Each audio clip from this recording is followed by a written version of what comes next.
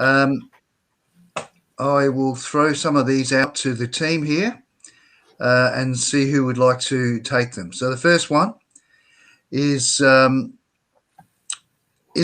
true the robustness of the DAB plus signal reception is better than FM radio, even though DAB plus uses a higher frequency band? Anyone take that one on? Well, I'll give it a go.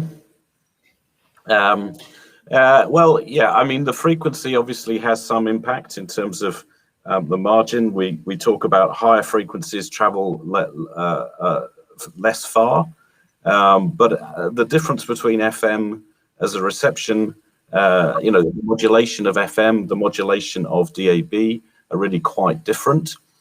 So, in fact, a DAB receiver will be able to demodulate a signal at a lower power level, a lower energy level than an FM receiver can.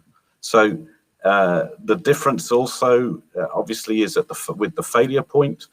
With an FM radio, you will go through various sort of stages of noise and so on, where the audio signal is disturbed as the signal becomes too weak. With a digital signal, the signal will be in perfect condition until the point when it disappears.